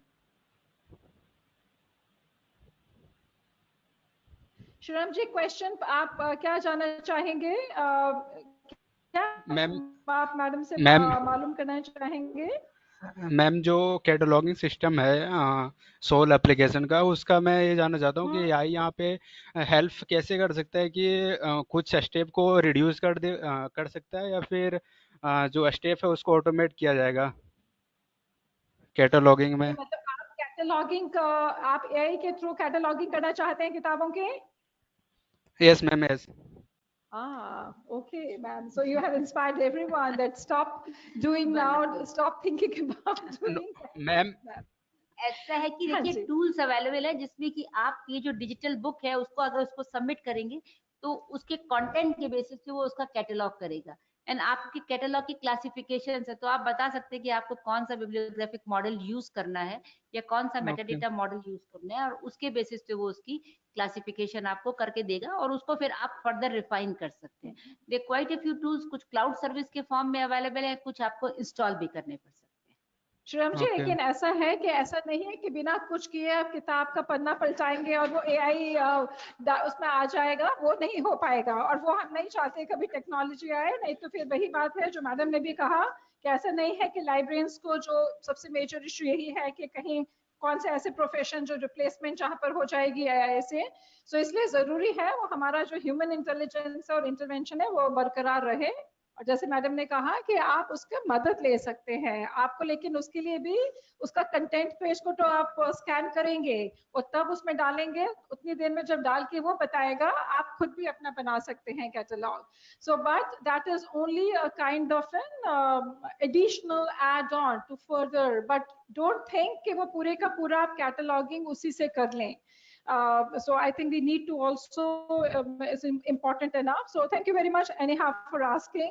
This is Dr. Pramod Singh ji. Dr. Pramod ji, I believe from Jaipur. Dr. Pramod Singh ji, could you please unmute yourself? This is for you, Dr. Pramod Singh ji. Could you please unmute yourself? If not, I'm extremely sorry. Lot many of colleagues are there. Dr. Prashant MP. Dr. Prashant MP, could you please unmute yourself? Dr. Prashant MP, could you please unmute yourself? If not, I'm extremely sorry. Has to go now to Mr. Ghanshyam Panchal. Mr. Ghanshyam Panchal, please unmute yourself. Mr. Ghanshyam Panchal, please unmute yourself. It seems you are not able to. This is Ram Brishk Ray. Mr. Ram Brishk Ray, could you please unmute yourself? Mr. Ram Brishk Ray, could you please unmute yourself? If not, let me just mute you. And we will quickly would see if there are any questions here.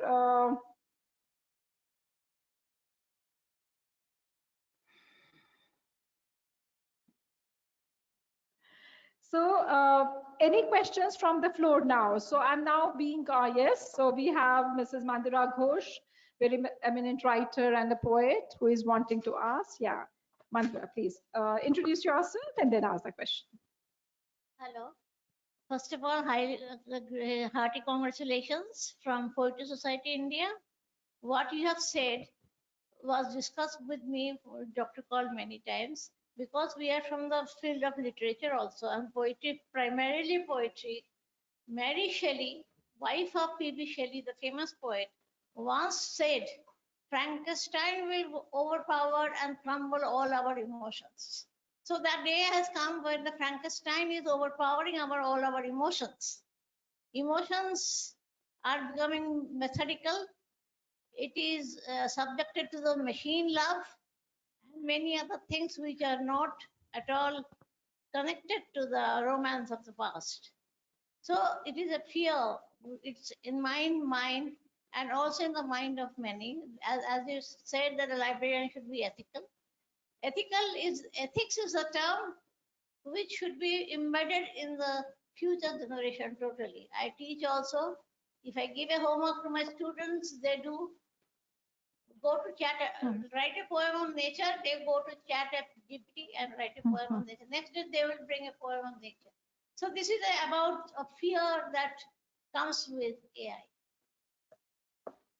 Yes, ma'am. Please comment on this. No, I thank you very much that you asked this question, and this is a pertinent discussion with at many places, and there has been different school of thoughts emerging. While there is one school of thought coming at higher education or school education for that matter, that children should not use this generative AI, chat GPT. Chat GPT is just one, there are many, because it is reducing their creativity, it is reducing their reasoning and thinking. But on the other side, there is also school of thought coming at many places, is this is something you can't avoid. This is something like internet and Google you couldn't avoid at certain point of time. Children were searching from there. Now this is something which is also becoming mainstream. So how do you make your assignments, where you kind of more you judge them, that how creatively they are able to use these devices? That is one aspect. Second thing is also, slowly there are tools coming wherein if you subject these things, it will be able to tell whether it is a machine generated or it is that way. So it is up to you, how do you take. Their professors I have met sometimes who are kind of challenging this and giving you students assignment that this has to be done. Tell me, how will you do using chat GPT? How many prompts you have to use? What was the best prompt? How could you access? Because yeah, your whole approach to giving assignments will change than what it is happening today. And obviously the same time, there are tools available which help you in in kind of detecting whether there is any kind of such tools into play. But and again, this kind of a thing will vary. I mean, while you're teaching a literature like poetry and English, you will have a different approach. If you're teaching computer science, you will have. You're teaching history, you will have. You may give a question, go there and explore the history of this particular thing from these times. So whole approach has to be changed. But I personally feel, I mean, you may say that I'm becoming, thank you so much, that see, these are the new tools, and the new generation has to work on these tools, and this become way of life as computers and desktops became advanced. So if our new this new generation which is getting now into education familiar and proficient to these things, it will make them more employable, because making them away from these things will either have to these kinds of, as you're saying, ethical, unethical practices. Let them do it, that will stretch the boundaries of these tools also. And the most important thing is, I mean, they'll be able to understand that where is this machine doing right and where is this machine not doing right. They'll be able to understand the power and the limitation of these tools only when they use those. And so when they go to the workplaces, like I was in a management institute last month, and I was telling them, you have to allow your students to use these tools, because when they'll become managers and get placed at senior position, they should be able to take a call, where should I apply these tools and where should I not apply these tools, where it will be productive, where it could be not so productive or not mature to that extent. So making them and using it on this thing, but only thing we need to make sure in what context it should not become another divide. There could be children, especially in primary education, who do not have access. So it should not again become a kind of a digital divide or AI divide kind of a thing. So keeping all those things in context, this thing, we can always take an opinion this way or that way. Thank you very much, ma'am. Anji.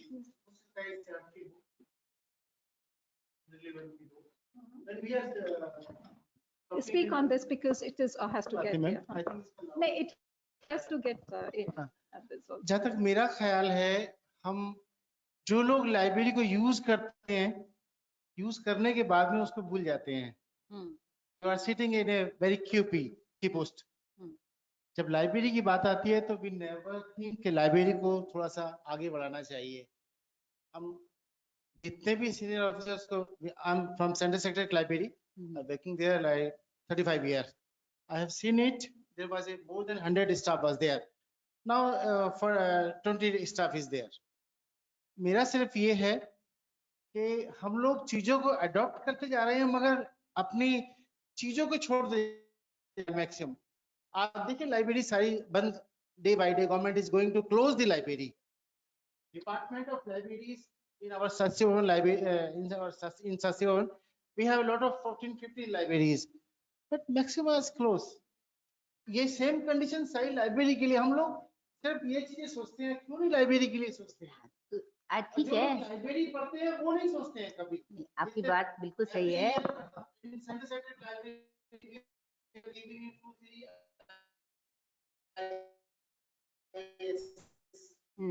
More than 10 to 20 SSC, NDA, they never think about the library. नहीं, I will say, No, I think we have to.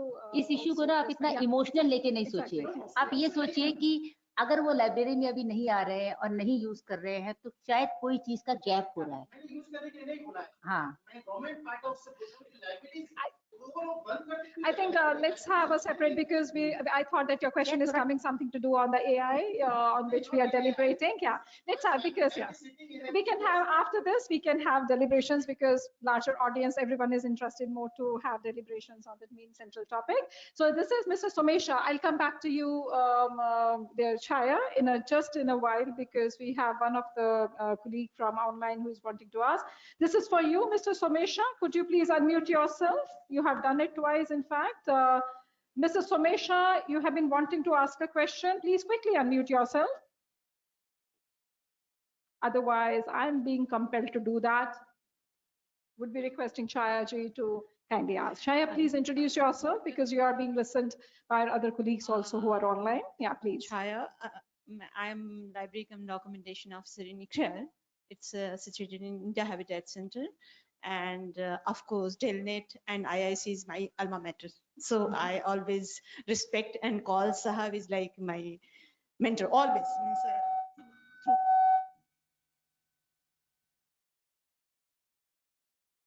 So ma'am's talk is like definitely it's an eye opener related to AI and bridging the gap in the library by using AI sort of.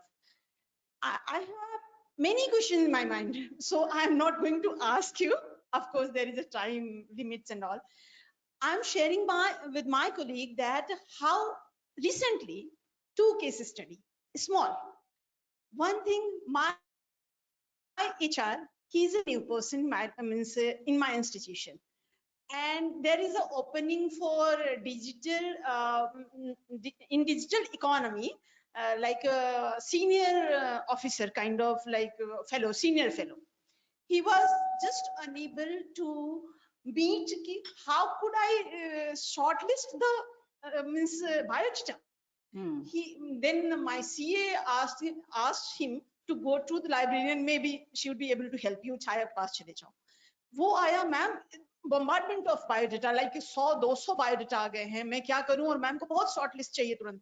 Then I suggested you should use जो आपका advertisement गया है और कुछ और keywords जो मेरे knowledge से आया, because I am working there for since 13 years, so I can suggest कि these are key points to select the senior fellow.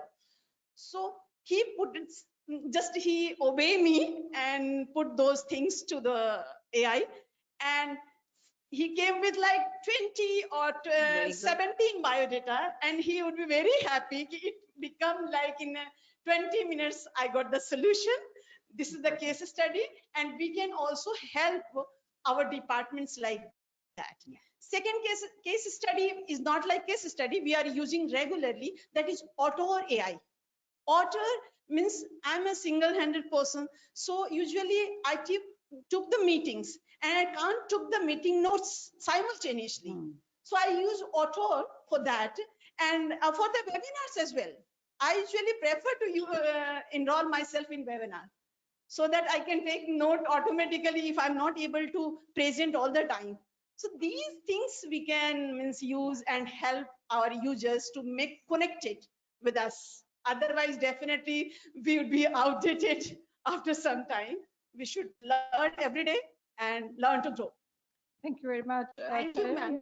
Thank you, Sarita, ma'am. Madam, this is a question from Dr. Rajesh Sharma, who has been with the school education for a very long time from Chhattisgarh, Kendriya Vidyalaya, Bilaspur.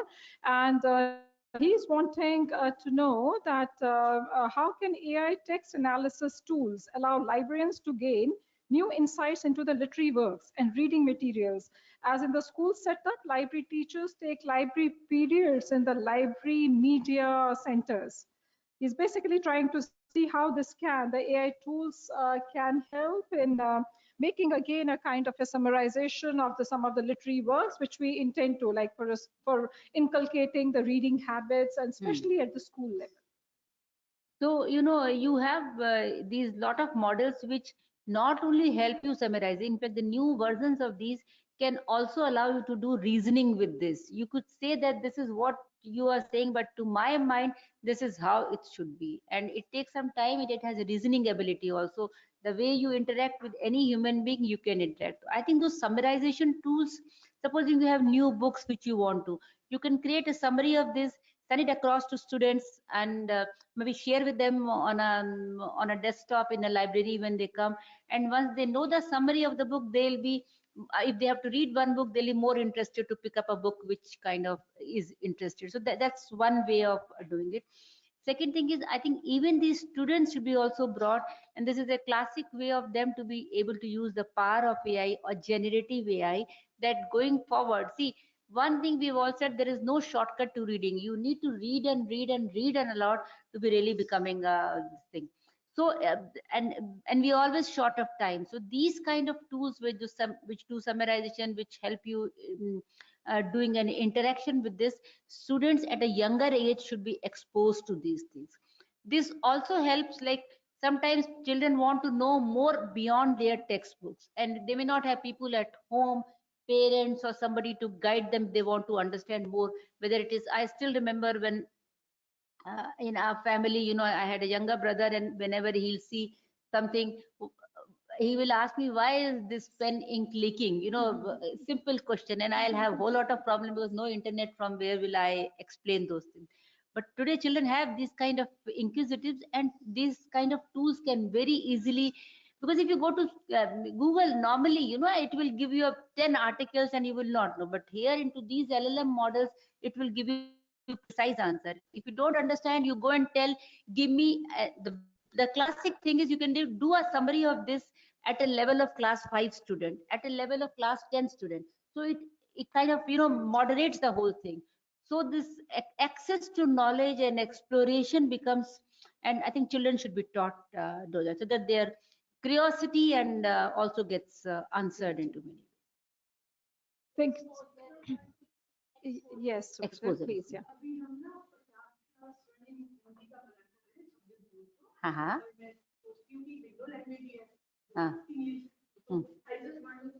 Please बोलिए बोलिए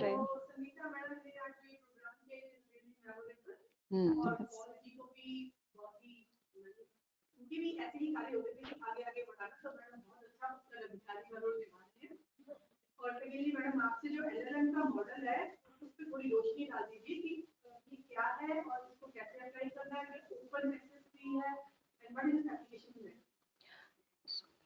तो LLM is basically large language model, ठीक है। तो इसमें model जैसे chat GPT जो है वो एक एलएलएम मॉडल है।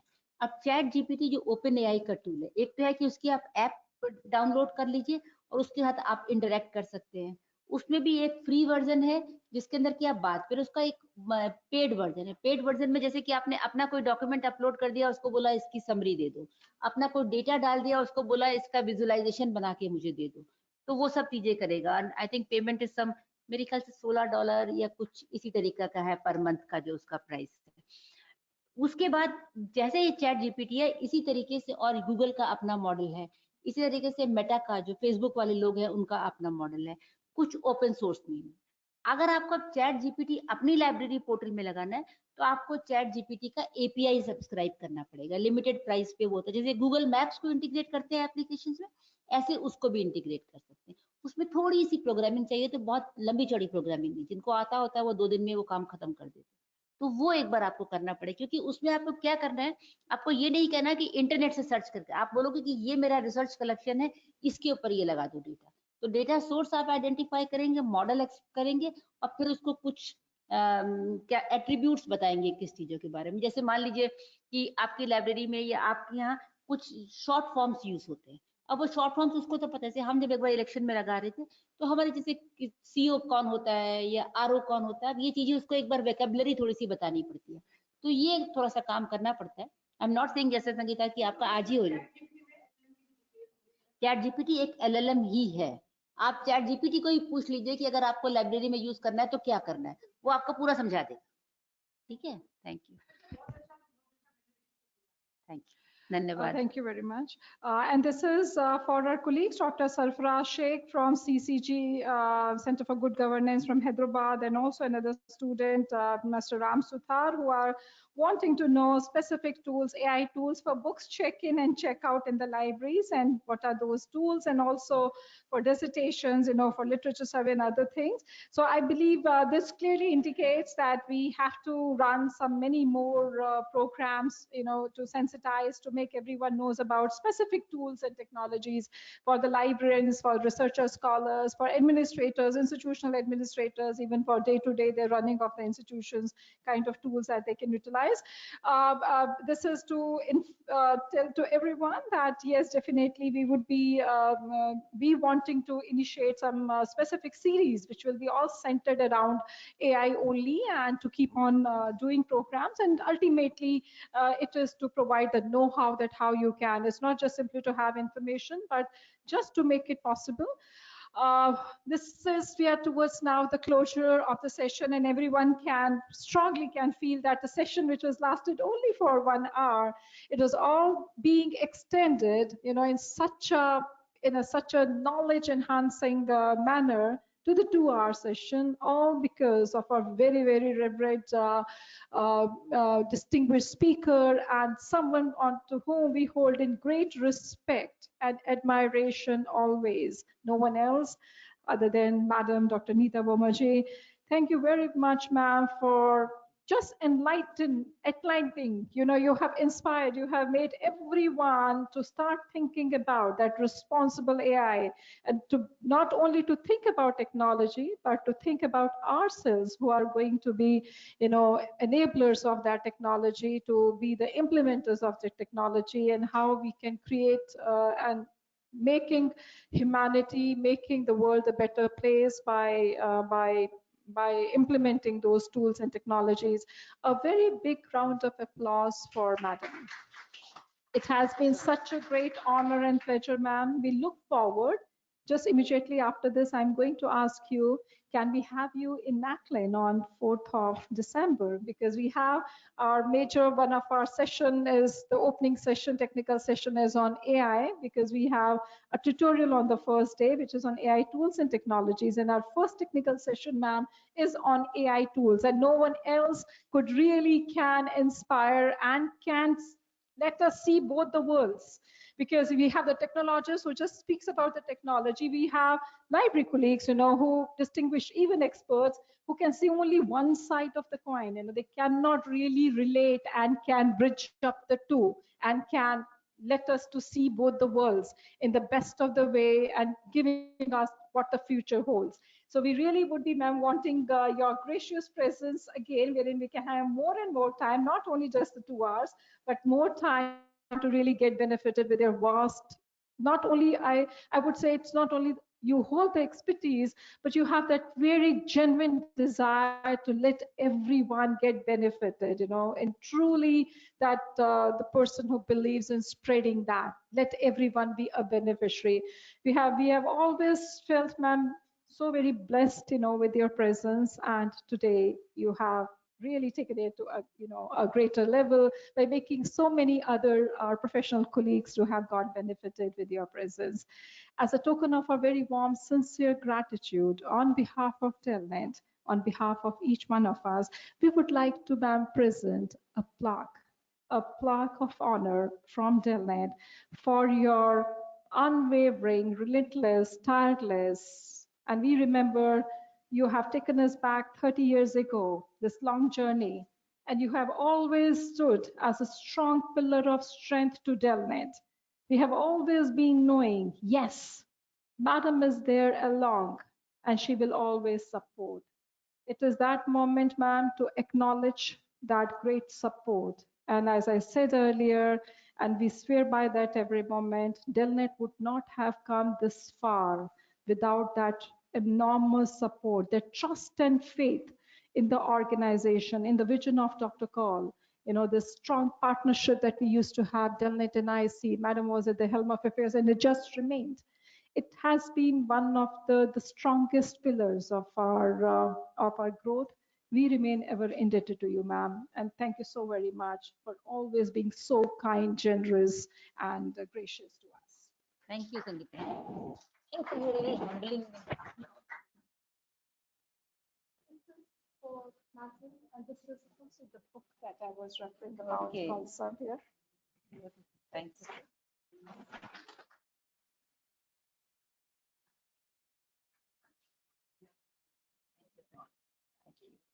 And this is a book. Dr. Kaul's book, many of you, this is what Madam has also discovered, though Madam has been knowing Dr. Kaul for more than 3 decades. But it was also in some new kind of an discovery that Madam was able to do. The Dr. Kaul, he was an institutional builder, established 2 organizations. Firstly, the Poetry Society of India way back in 1986, and in 1984, and then DELNET in 1992. This is the book Encounters with People and the Angels of Hope. And this is the book by Dr. Kaul, and which contains, his poems being written by him. And he was one of the most acclaimed writer and a poet. And so this is, yes, yeah. So this is, I'm feeling really very humbled presenting this book, of Dr. Kaul to life. I'm really honored to have this. Thanks. Thank you so much. So with this, we are on the closure of the session. I would like to quickly make two announcements and requesting everyone who are being here and also those of the colleagues who are online. Please do mark two of the dates in your calendar. Number one, July 15th, we are holding, it's celebrating the World Youth Skill Day. We are having a webinar which is again on digital skill sets and AI, and that program is in collaboration with World Skills Center in Bhubaneswar, which is one of the most sophisticated skill center in India. And we have this program 3 to 4 o'clock webinar session, 3 to 4 o'clock, which is again on the digital skill sets and AI. So please do join us. We will be informing you about it. Second, this is July 19th. We have an in-person, it's a hybrid program, in-person, the way we had it today, and also online, and that is the First Responders Program. DELNET and Cyber Peace Foundation has done a tie-up for creating a cybersecurity culture in the institutions at the institutional level.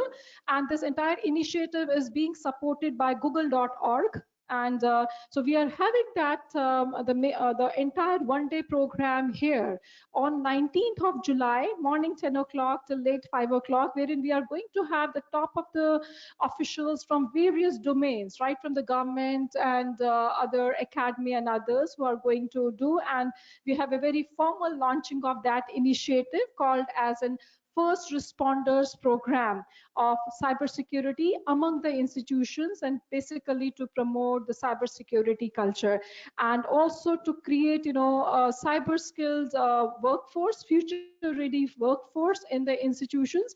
And this is, we are going to launch it. So please do mark these two dates, 15th of July as well as 19th of July is in person. 15th of July, we have that webinar again on the skill set. So we really look forward to having you back again here. So thank you very much, one and all. And we have truly appreciated the presence of each one of you and also for making it as a highly engaging audience, what we call, and what the speaker, the distinguished speakers, would have definitely appreciated your being. We remain grateful to you. And to Madam, no words can express, no words ever, whatever vocabulary one holds, we will never be, ma'am, able to express fully.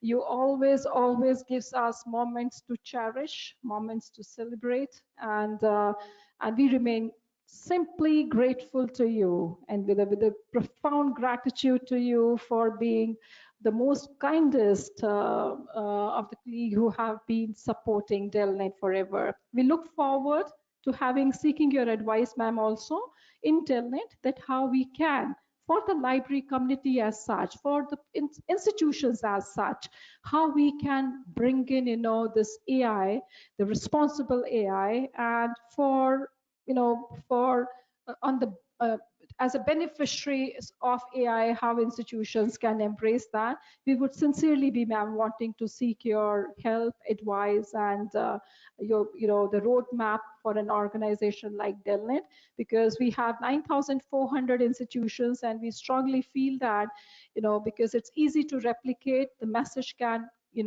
get percolated down in the institutions at a greater pace. And we sincerely are wanting to make some genuine headway in this and to practically on the ground to bring in some changes.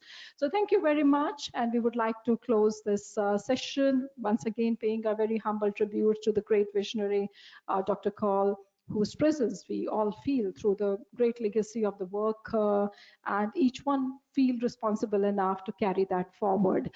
Thank you very much. Thank you, one and all. It was truly a great honor and pleasure for DELNET to have organized Dr. H.K. Kaul's Memorial Lecture 2025. And once again, ma'am, our profound gratitude to you for being such a distinguished, speaker for the session. Thank you so very much. Thank you. Thank you, one and all. This is quickly to tell you to the online attendees, you will be receiving the digital certificate of participation. It would now get triggered at 6 o'clock, because 1 hour after the scheduled time, but we have already crossed that also.